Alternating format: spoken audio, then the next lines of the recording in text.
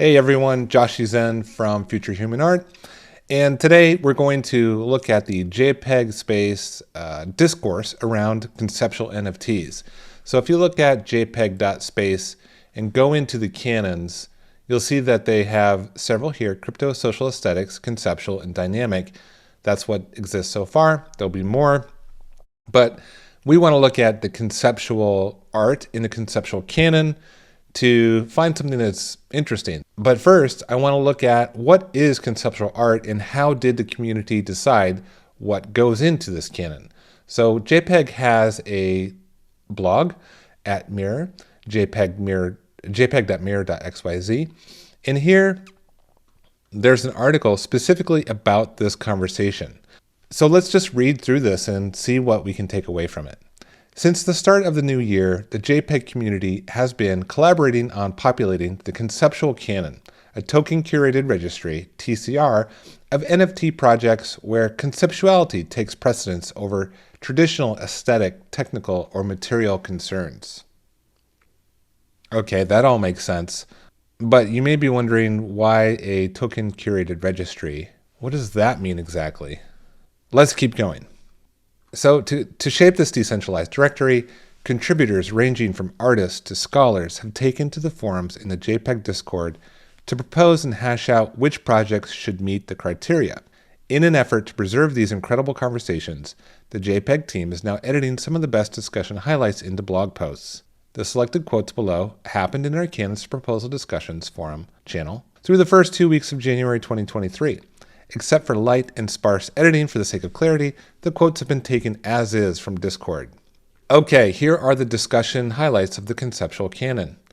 So Mitchell F. Chan, who is a famous conceptual artist himself, is in the Discord, and he begins by saying, I think one of the lazy hazards that a lot of NFT culture falls into is labeling any damn NFT that purports to have an idea behind it, reason for existing, or narrative about its creation as conceptual art.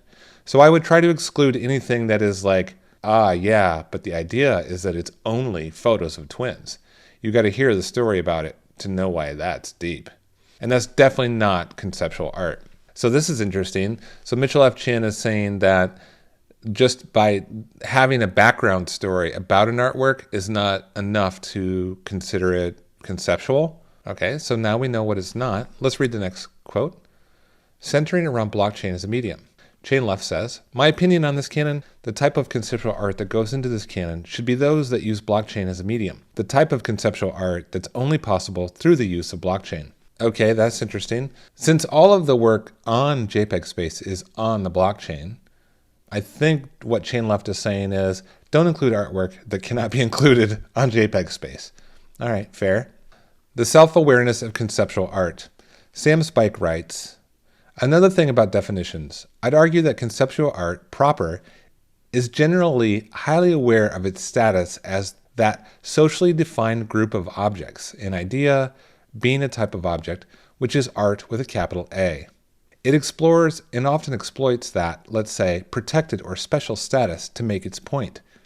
It's generally highly self-aware of its material form.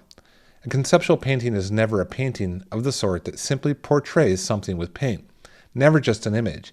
It's a painting that deliberately and consciously uses the notion of painting, including all of the associations in history that accompany such a concept, to communicate an idea. Okay, now we're getting into some idea about what it actually means. A conceptual painting is never a painting of the sort that simply portrays something with paint, which is what paintings are, right? It's portraying something with paint. And it's art with a capital A. So we're moving beyond that. In the example of a painting, it's a painting that deliberately and consciously uses the notion of quote-unquote painting to communicate an idea. Oh, I'm starting to get it. All right, let's go. The ratio of conceptualness to thingness. JGC writes, an interesting idea. It suggests something being conceptual art is about the ratio of conceptualness to thingness as much as it is about the quality of the conceptual thrust.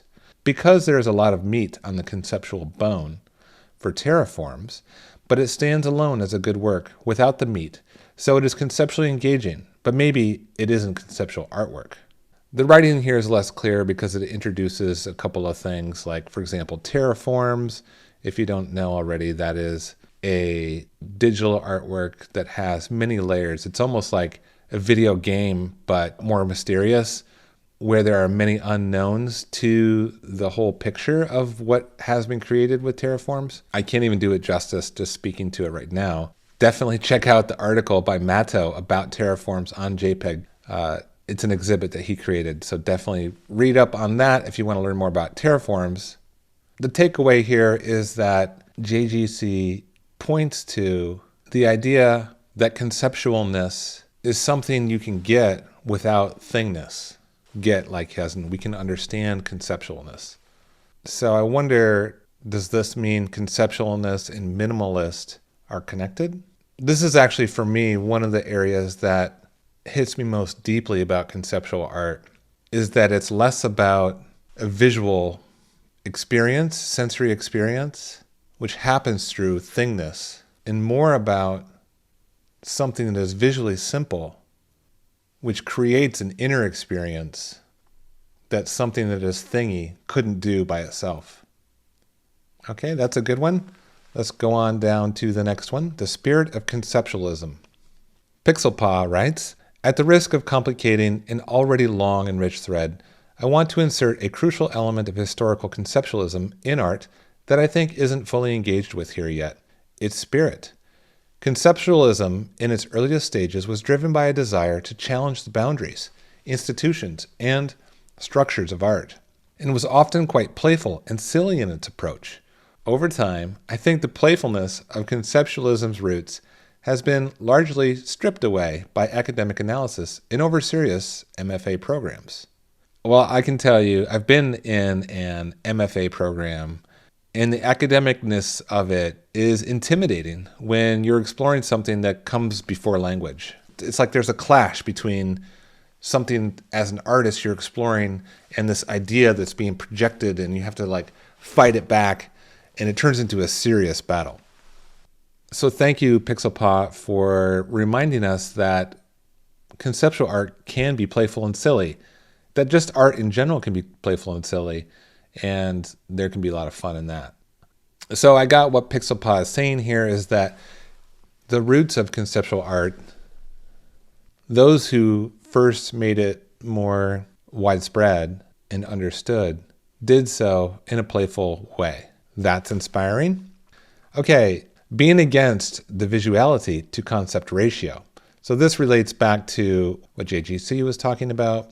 I would also push back against treating visuality and concept as a ratio, where there is some threshold that qualifies a work as conceptual. One way to interrogate work is to ask whether your own thought process or something happening beyond the work in front of you are an important part of completing the work. Fluxus boxes were interesting, and Fluxus is a conceptual art movement from the 60s. Fluxus boxes were interesting, and now precious, collections of objects, but the artist's intention was for the viewer to interact with the objects and ideas contained in them, and not simply stand back and look. So there are two things here that Pixelpaw is talking about. One is he's talking about the visuality, which before we were talking about thingness, how much thingness is in it. Pixelpaw says one way to interrogate work is to ask whether your own thought processes or something happening beyond the work in front of you are an important part of completing the work. To me, this is what art is all about. This statement is what art is. Art always requires the viewer. Jeff Koons talks about how art is not complete without the viewer, that art is not a product that exists somewhere without the viewer. It's only with the viewer creating an experience that it is complete. So whether the viewer is just looking at it, standing back and looking at it, or actually interacting with it, I feel like that's a question that could be stimulated by an art piece. Sometimes you go to a museum and they're like, it's clear that you're not supposed to put your hands on the paintings. Other artworks, it may not be so clear. Visitors may default to standing back and looking because that's the social norm. And so having the question whether or not, as a viewer, I can interact with it is interesting terrain, but I'm not sure that's conceptual. Big question here for me around this statement. To be honest, I don't think visuality to concept ratio is really what is addressed in this particular statement from Pixelpaw. To me, what's said here is really more about the playfulness, the silliness, the social norm or rules of a museum, and challenging the institutional rulemaking, the gallery guard, the art industry, the industrial art complex, and bringing us back to that silly and playful nature. All right, carrying on. The importance of projects like JPEG. Maddow writes, yeah, this is why I think communities/protocols like this are so important. It's a way for us to collectively make meaning around the work without succumbing to pure trad art credentialism. MoMA, please notice me, etc., etc. To me, what Maddow is just saying is like, this is the conversation that defines the moment, not an overly studied institutional degree, but instead something that is spontaneous, informal, before formulation, even before a video about a conversation. Okay, the performative gesture of the unseen. Aesthetica writes, the key thing for me when I think of conceptual art is a performative gesture that points at something, largely unseen, unheard, unthought. So Cage's 4 minutes and 33 seconds points at the sound of silence. Rhea Myers and Pak hit this space easily with their work. The performative gesture that strikes me as the most relevant to blockchain conceptual art is one that points at the market underpinnings of blockchain and what does or doesn't exist in the contract, market, etc. So what Aesthetica is saying is a refinement of the earlier statement that we read about the work being canonized, being on the blockchain, but not just being on the blockchain, something that illuminates what blockchain can do and how it's being used. Relational aesthetics. Trolls writes, quote, with regard to relational aesthetics, one of the things that I was originally interested in with smart contract-based works was how I would be able to visualize relations. Like in the case of 77x7 on latent works, the visual side of things were maybe less important, and the primary investigation was to see if any of the 77 works would ever go through all their 7 possible iterations. So comparing that to, I don't know, something like Jeppy Haynes' Invisible Labyrinth or something, it might fall in the category of relational aesthetics in the sense that there is no work without the participation. Oh, okay, we're getting back to the participation. But it also could be lumped as sort of conceptual work about shared ownership or the unearthing of knowledge. And then, of course, it's all on chain. So there's also that.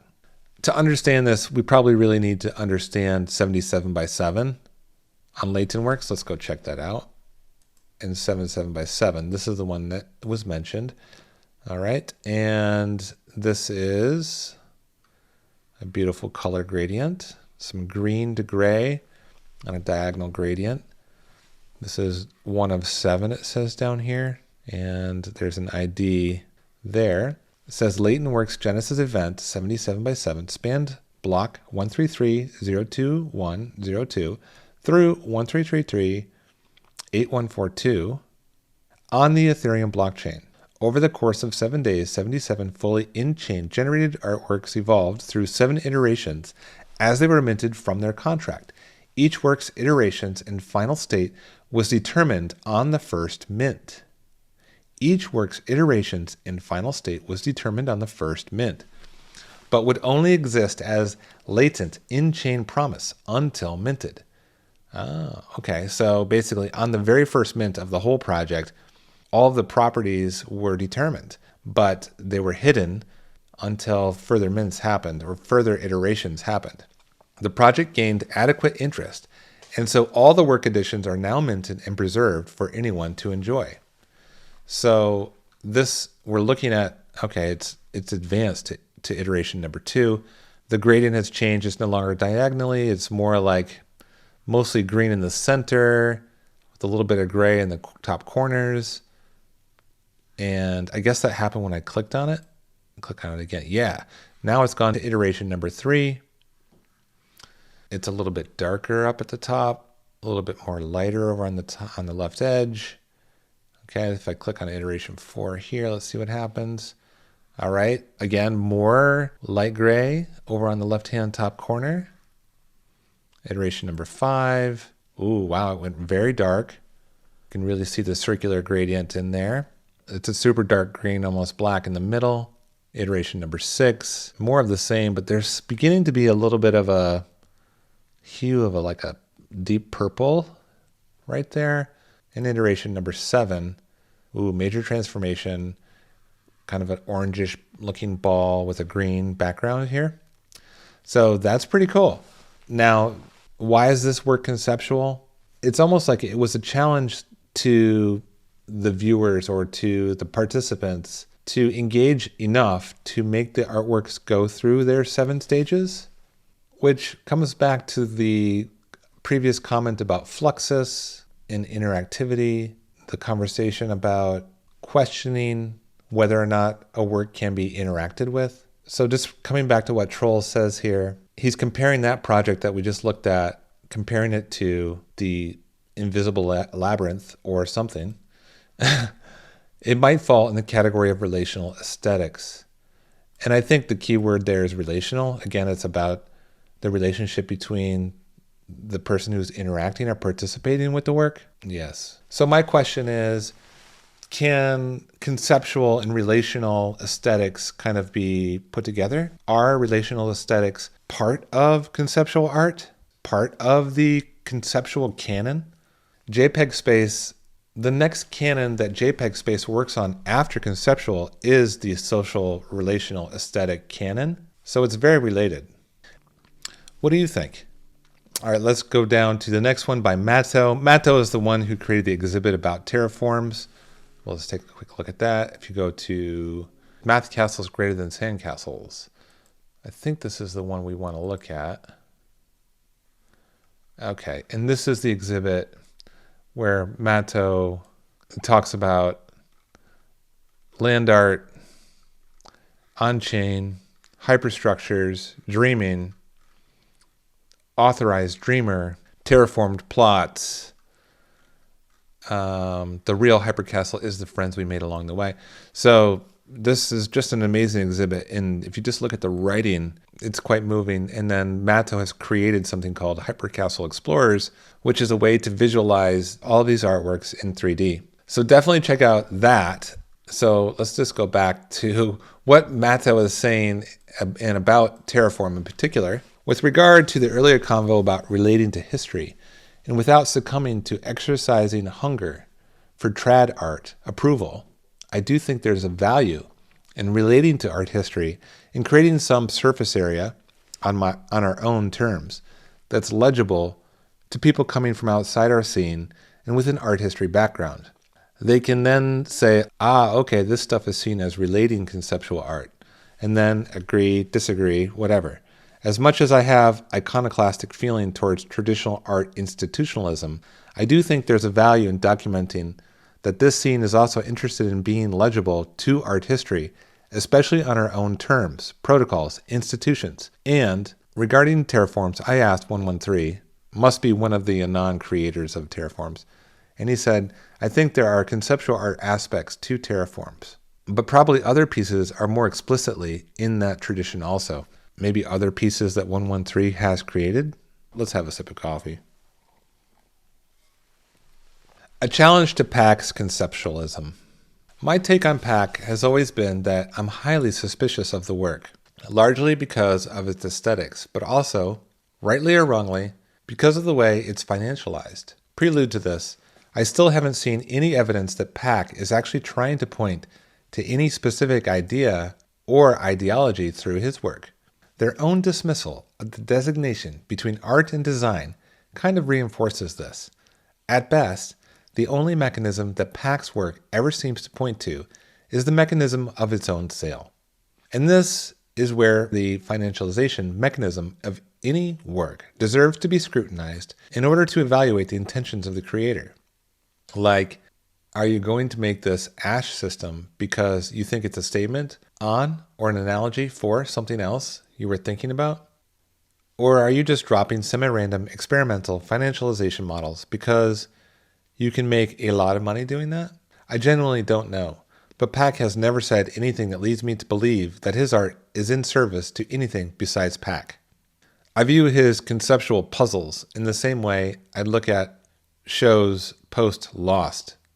I'm following this elaborate mystery that keeps getting bigger and bigger, but I've been burned before, and I'm becoming increasingly suspicious that the author of this mystery actually has no idea how it's supposed to end.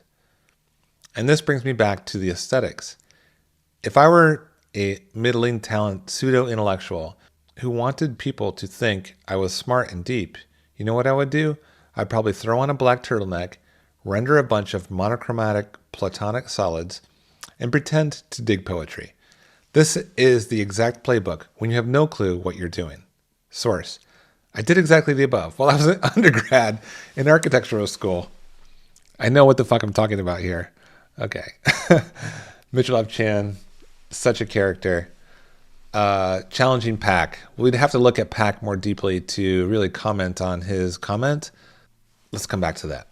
All right, here is Mitchell F. Chan again with a proposed rule for the canon. Maybe a good rule for the canon. The conceptual art must definitely, no cap, contain a concept. What does fra mean? I just don't know. Hey man, for real, for real. The conceptual art must definitely, for real, no cap, contain a concept. This rule also does the good work of eliminating a lot of the bad art. Okay, so does conceptual art have to be good is a question that comes up. That was also discussed in the Discord. It was never like fully resolved, but it came up. My question for Mitchell is, how much mystery can we deal with when it comes to understanding the concept? And if it's so mysterious that we can't even find the concept, then that's too much. If it's too, on the nose, then is that really a concept? I feel like there has to be a certain level of mystery to the concept itself in order that people can have the experience of getting it. Getting the concept is the awakening or the illumination that I feel is necessary for conceptual art to be effective. Okay, moving on down to the next comment. Tim Whidden talks about loot as conceptual NFT, not conceptual art. For what it's worth, I don't see loot as being conceptual art, but it's a conceptual NFT, a collectible, which does an incredible job, in my humble opinion, of revealing mutable aspects of collectible NFTs that haven't been fully explored yet. What I mean by this is that the actual visualization and every other attribute could change from platform to platform. Think of a game where an axe looks different in one game to another. It could even have 10 times damage or whatever in one game, but not another. When you think of NFTs this way, just like symbolic pointers, then every NFT is completely conceptual and slippery, as all its attributes could possibly change from context to context. This is interesting. What's interesting here is that Tim is distinguishing the scale of conceptual art on blockchain, or, the NFT itself is conceptual.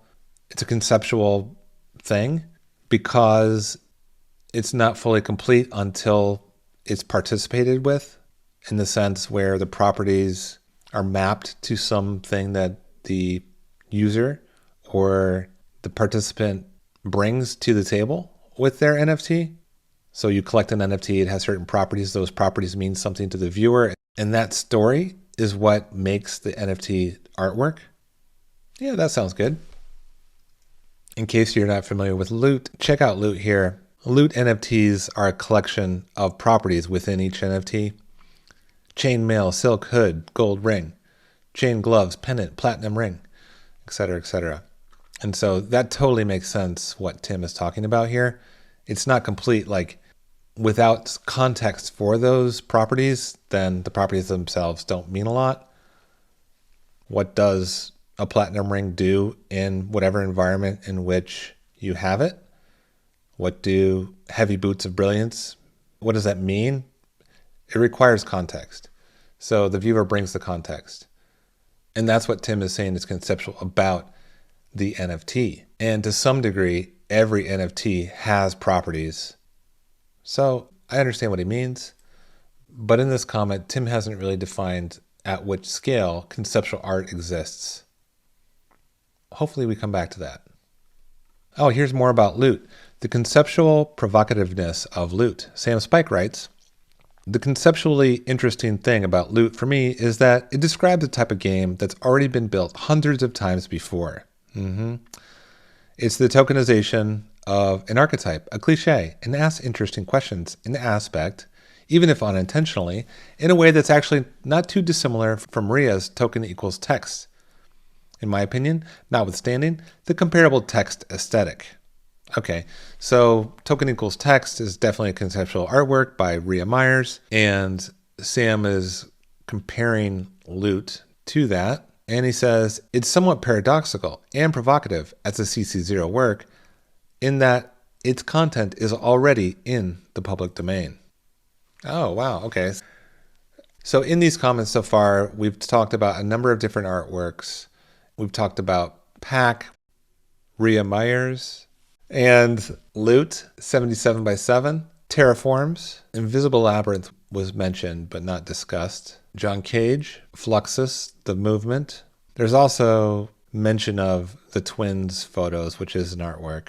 The name's not given here though. Okay, so we have some good examples, but what I like about Sam's comment is he's actually getting into some detail about the concept of the artwork, illuminating the concept of properties. And there's almost a meaninglessness of those properties without the context. And because the work is CC0, meaning it has no copyright, it's almost like, well, obviously it couldn't, because these are properties which don't have enough meaning unto themselves without context. I'm probably foolishly stumbling all over myself there.